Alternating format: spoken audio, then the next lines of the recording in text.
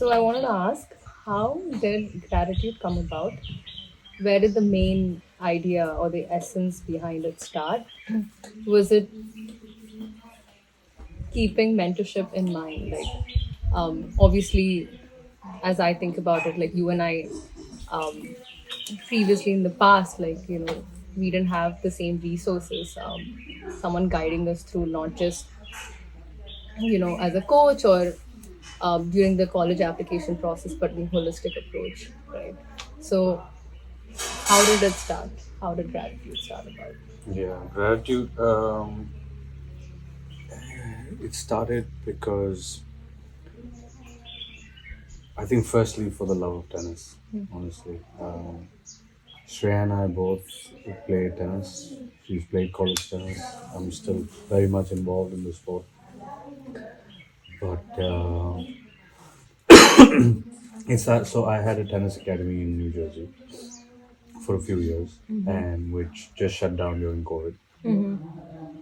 Uh, but while I had that academy over there, there were a lot of my players who were part of the academy that were um, really good students, and they were using tennis as an extracurricular activity for just to get into universities. And I learned a lot about this while I had that academy. uh, of course, the journey of college tennis for me never happened, but there were talks of it a lot when I was a good junior, and a lot of colleges approached me, but there was no awareness at that time. Right. And looking back, I feel like that would have been an amazing thing for my career even today. I stopped playing very early, again, because of the lack of knowledge of what was there for me, if I could continue or not, The options around the it. Yeah. options around me. So India is, well, I see this more in India than anywhere else, but there's a lack of awareness of what college tennis can do for a tennis player, you know. And so, of course, a few of my friends, who are very close friends now, back then they really helped me when I was just getting to know them. Um, like Somdev really helped me with just being an amazing college tennis player.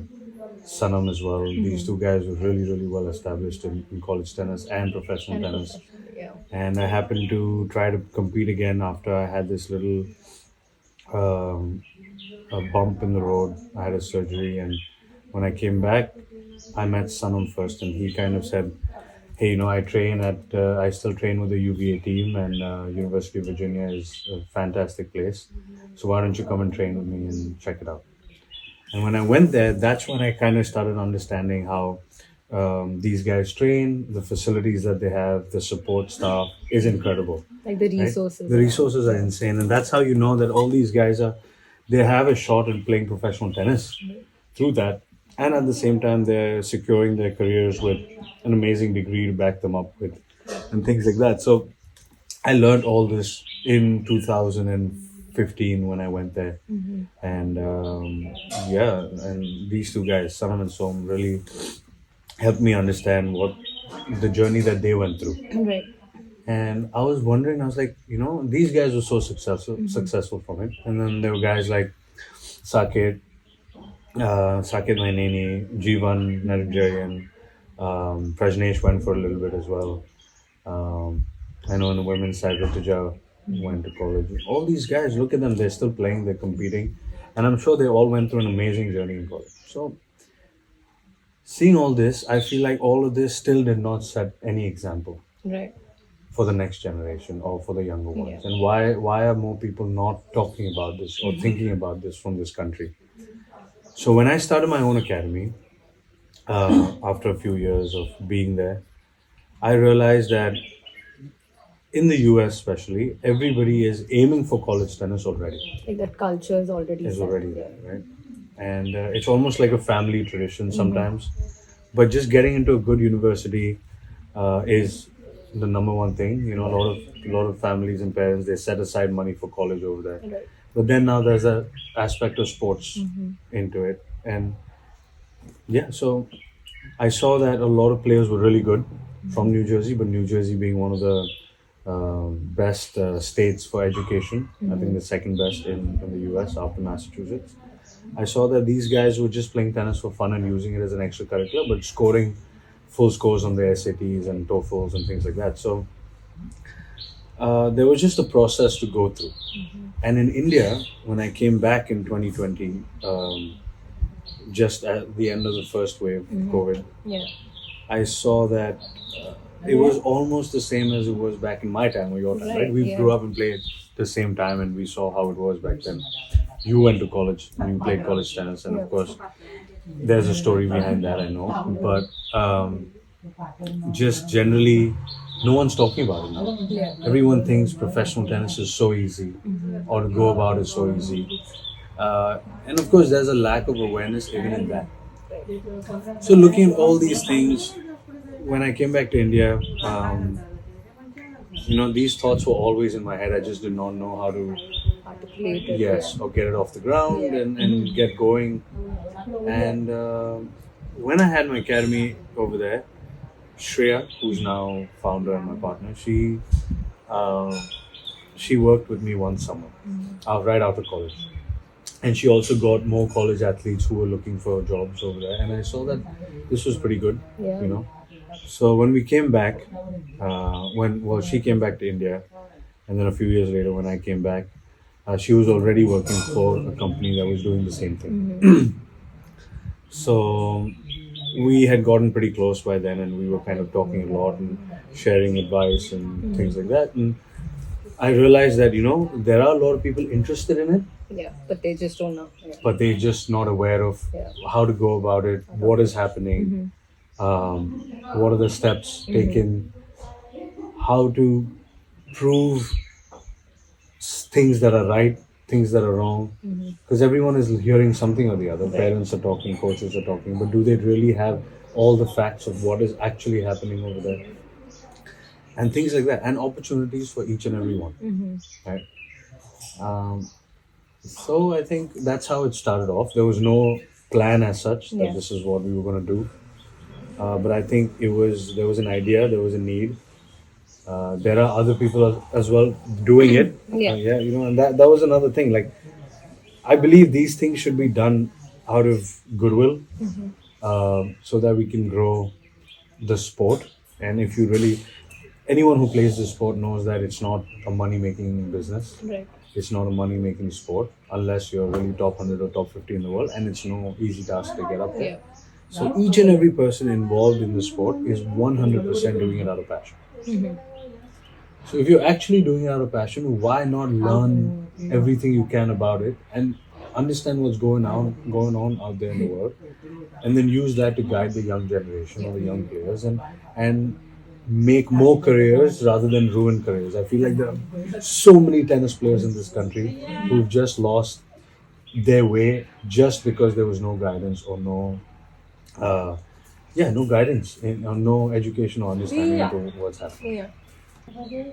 Yeah, and also like you, Shreya, a lot of the people who lived a similar journey have learned from their mistakes, can actually learn more in the process, but also guide the future generation, because we have kind of gone through that, and how can we better support the next generation? Yeah, I mean, if you think back, right, you and I, in our time, and I guess if we ask more people about this or talk to more ex-tennis players about this, maybe we hear the same thing, maybe not, I don't know, but a lot of my friends and a lot of your friends and a lot of our contemporaries all struggled with the right guidance.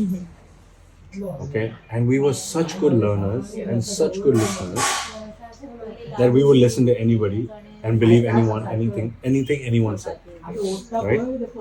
And that's still happening.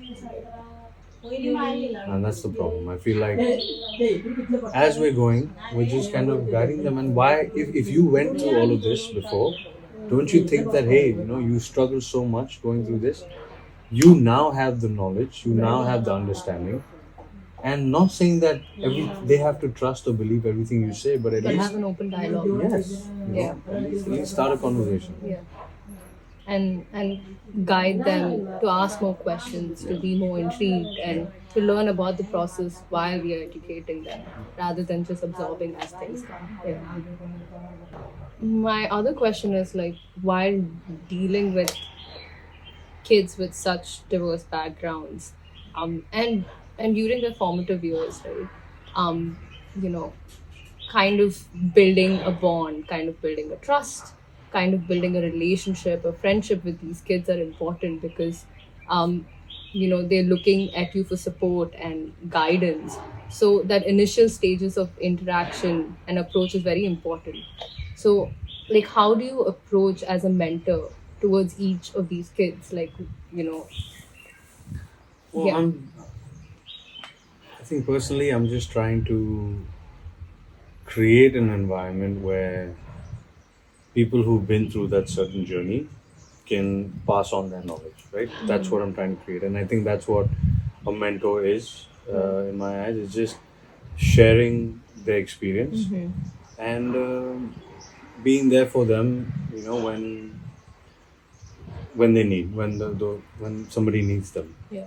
Um, the trust part comes from, I think again, it comes from back in the day where I used to just listen to anybody and everybody, and later realized that not everything was true, Yeah. Or they're not really having your best interest. having your best Yeah. interest in mind. So I think that is the biggest fight, going to having conversations with people, and that so many people have been betrayed and lied to, that it's not easy to trust for anybody.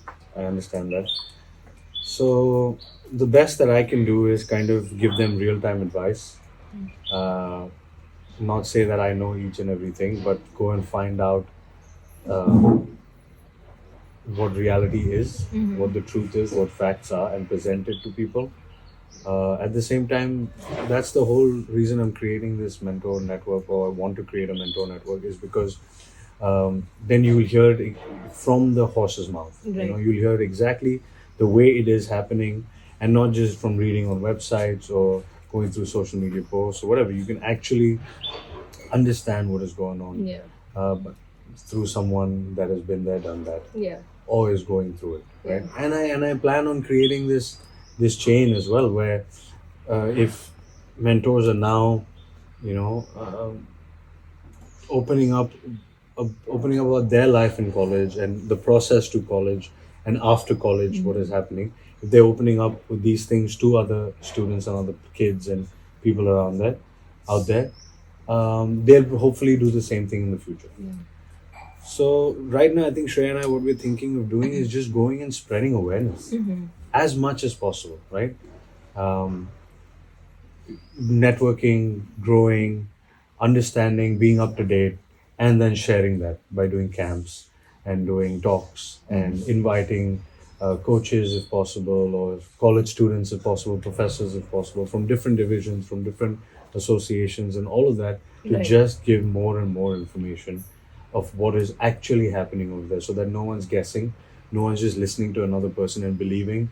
Yeah. And That way, there's a lot of transparency too, yes, right? Yeah. and transparency is trust. Yeah. Yeah. That's what I think. So Um. yeah, Yeah, and we as a community, like, for example, if I just look back, like, I've spoken to a few students of yours, it's just so innate, like, the conversations are flowing because we have experienced these things, and children are so curious, right, to like understand what's happening. Yes. What do we, do we experience any culture shock? What do we Yes. expect in terms of classes?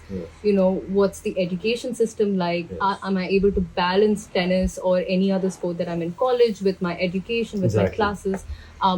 Because that culture is not here in India. So Yes. you're completely going to a different country and experiencing something very new. yes. So, yeah, it's about doing good, like you said, at the end of the day. Just, But these are the questions that are being asked. Mainly, these are, of course, the most common questions being asked all the time.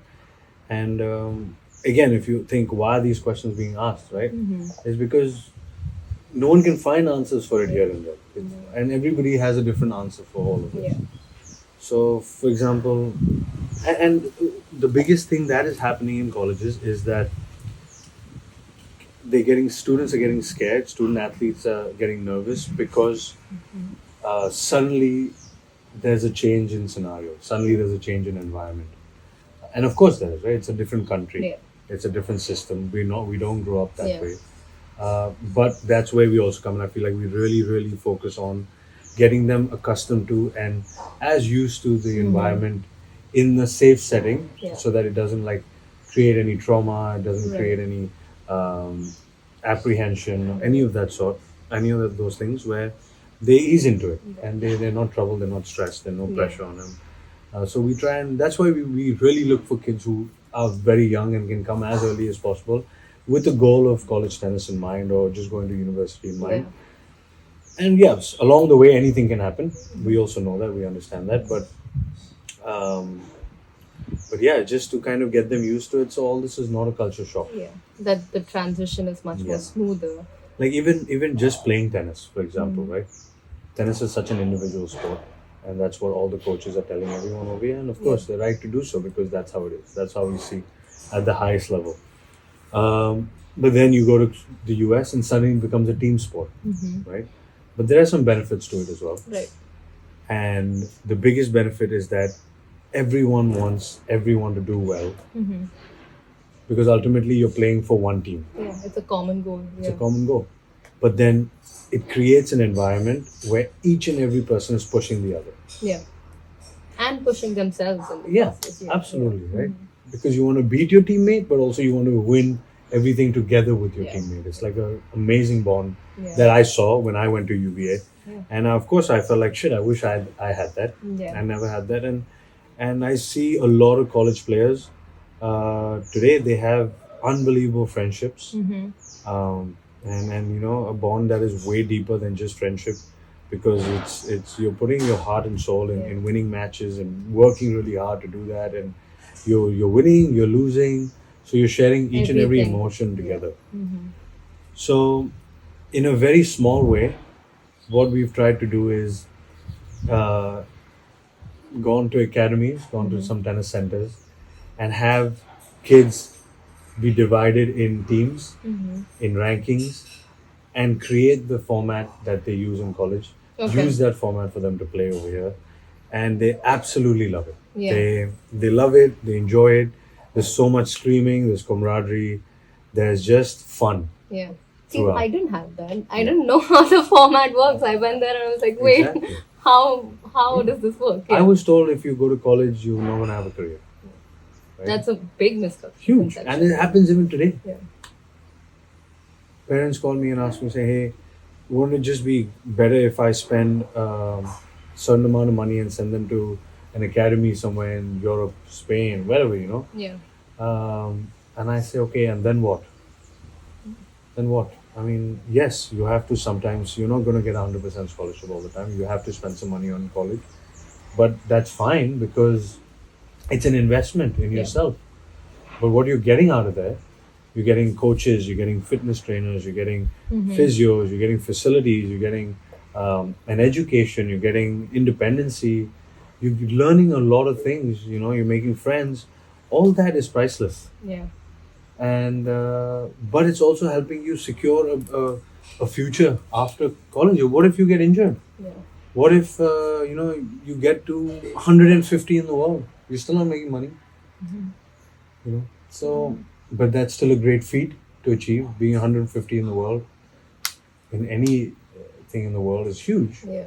But unfortunately, in tennis, you're still not making money. So that's where college degree can help you, Yeah. back you up. And there's also this misconception that the training or the level of training is not that great in college, which is just, you No, know. that's not true at all, right? Yeah, yeah. It's, I think whether you go to college or whether you play professional, you have to start training the same way.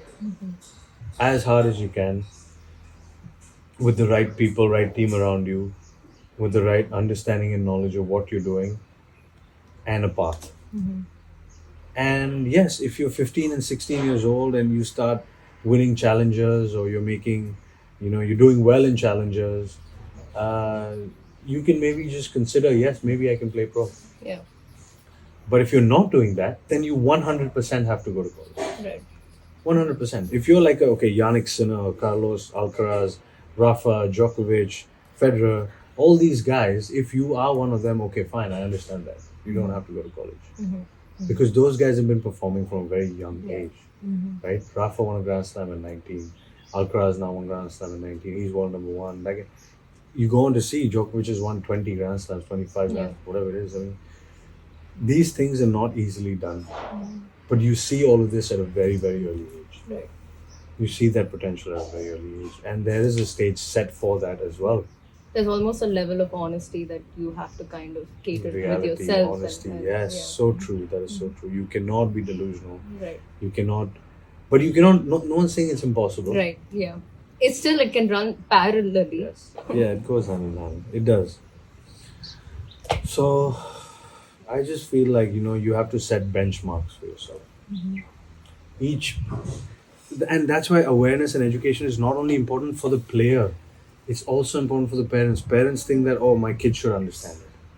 No, you need to first understand it. Yeah. And then they will understand it, right? You need to at least create that awareness or that environment where you give room to be understanding towards what is out there. Yeah. And give them a little bit of space and independence because they are relying on you in many ways. Like, Yeah. And it's your job to find out in depth what is actually happening, Yeah. right? So, and then then it's just about making right decisions, making good decisions, knowing your path, setting benchmarks, setting goals for yourself. And if you're achieving those goals, yes, great. If you're not achieving the goals, it does not end there. That's what I'm trying to say, right? There is another way to get up to the top. Eventually, we have to be here. How we get there, and that's another thing. I think a lot of kids and a lot of parents, they are comparing themselves all the time to. Now, how can you, if I'm comparing myself to an Alcaraz, he's 19, 20 years old, he's world number 2, already won a Grand Slam, I'm going to be depressed. I'm not going to be able to even focus on what I need to do if I'm just going to compare myself to him. I'm 32 years old, this is going to be crazy. Yeah. The gap is huge. So that doesn't matter. I just have to look at my goal. I have to look at, am I hitting my benchmark? Am I hitting my checkpoints? If not, what do I need to do to hit that? That's it.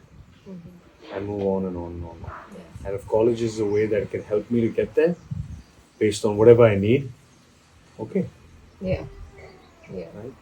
And do you go through, I was going to ask, do you kind of go through this process with each kid? Like, what is the best part of mentoring?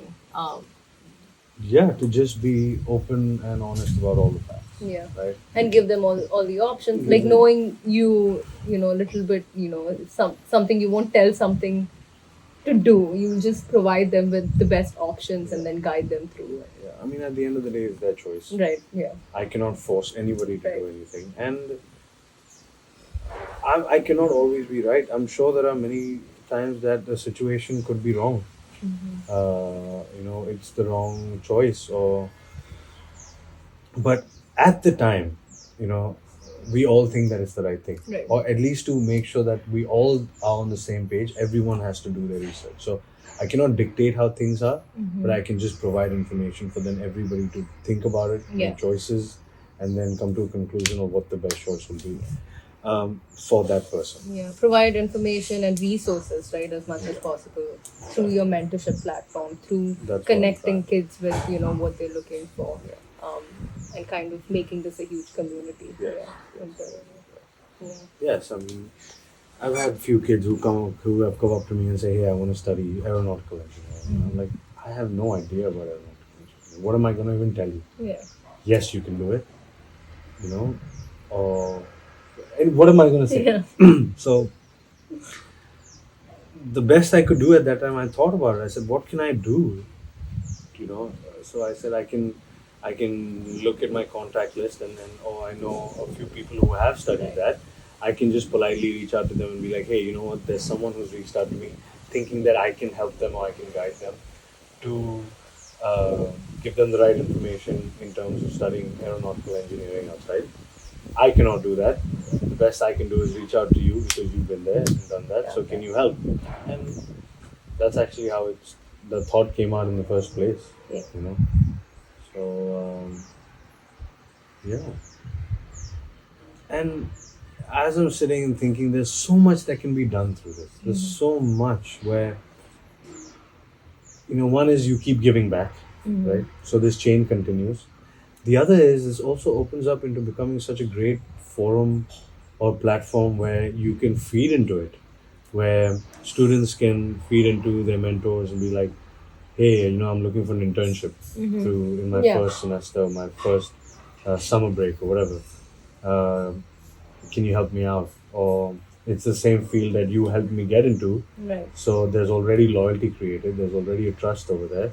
And same thing with people who are entrepreneurs, people who have companies, people who are job hunting, Right. who are job hunters, and recruiters, and all these guys can dig into the same platform and be like, hey, you know what? Yes, there was a certain uh, friendship there, certain relationship there.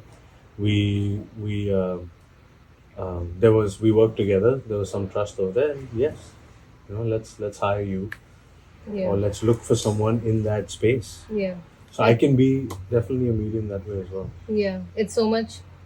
There's so much more trust and just trust going through someone that you know versus like hiring someone like Yes. without any background. And I think that happens at every level. Yeah.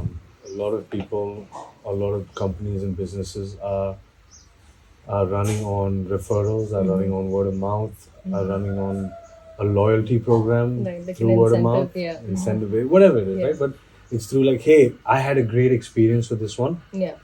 I think you should try them out. Right. That's just that's just how it is. Yeah. Or hey, are you looking for someone? I reach out and say, hey, I'm looking for something like that. Do you think you can help me out? I much rather reach out to a person I trust, because I feel like that is automatic. That person that comes through them is automatically trustworthy, Yeah. Yeah. whether I know anything about them or not. Yeah.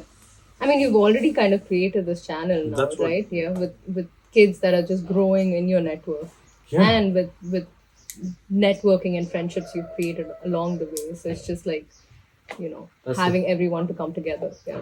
yeah. And there's a saying, right? Well, you attract the same energy as you, or people like you, and I think that just keeps growing, and it is growing for the last few years now. I think that's amazing what's happening. I think I'm meeting some amazing human beings in this world, and a lot of amazing goals people have set out for themselves and are looking to do good.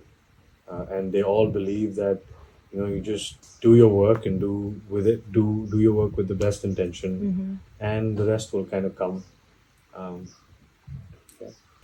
So I know, like, how does it feel when a lot of the kids that have come to you and work with you and the gratitude team and have gone through the college application process, now they're there studying, but also they make sure, or they're always in touch with you, and there's a friendship and there's a bond that has kind of um, started for life now, right? So whatever they go, you see them thrive, you see them um, propel forward. And Yes. how does it feel to like kind of keep that whole connection going with them post the process I as love well? that. Yeah.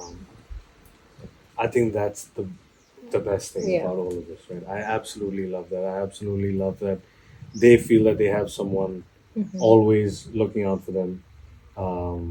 I wish I had that growing up a little bit. I feel like that I never had a mentor. Straight up, I think a lot of people Just were, played yeah, they were parts. mentors to me in that way. I think yes, I give a lot of credit to my upbringing to be able to recognize things and absorb it. Yeah. But I think it could have been way more.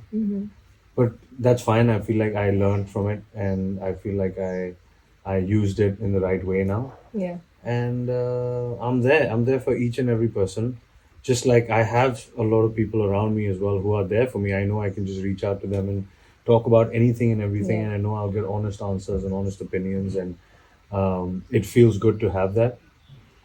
So yeah, and I just want to lead by example. Honestly, I don't do this with I don't do this like uh, consciously. I think it's just the subconscious. And I think that's also something that I've seen growing up with my dad. Um, the way he ran his business, the way he treated everybody, Right. working for him. It was almost like a family thing, and yeah, I like that.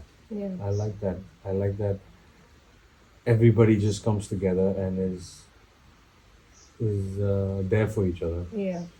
A little kindness goes a a long long way. way. Yeah. And I know that these guys hopefully will come back and help the future generation, and it Yeah. keeps going on and on. It should become easier, not harder. Um, yeah, Yeah. I love it. I think like I know I spend a lot of time around you now, but I think my absolute favorite part is when Calvin calls you. I think my ears are all perked up because I'm just listening to the conversation because he's so Yeah, excited to share everything that's happening in yeah. college and the updates And that and he's isn't been. it crazy? Like sometimes he just calls and says, "Sir, I'm just grateful," Yeah, yeah. and that's all he That's has to all it say, is. Yeah, yeah, and that just makes me so happy. yeah. You know, or like I have some parents call me every now and then and say, just looking back and say, oh, that time we were making these decisions, it was tough, but we see it now. Yeah. It's Yeah, in yes, retrospect, yeah. it's so Yeah. amazing to see what's happened and just feeling so good about Yeah. And this. And everything kind of aligning yeah, and like and I love that. yeah. I love that so much. Uh, yeah, it's a good feeling. Yeah, and yeah, friendships for life, I guess. Yeah, Yeah. yeah, Family, friendships for life. yeah, Yeah. yeah, yeah. I think it's priceless, no? Yeah. More valuable than anything else. Anything else. Yeah.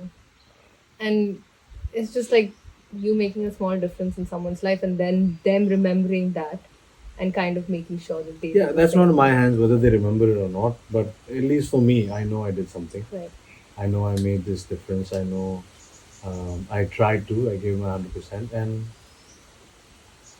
yeah, I just wish that and hope that they will do the same Right. thing. I can't expect that, but Leading by example. Yeah. but a little bit of selfishness in there, right? I want to clear my conscience, I guess. Um, but for whatever reason, I'm doing it. It just really the happiness comes when I'm there for someone. Yeah. So I like that.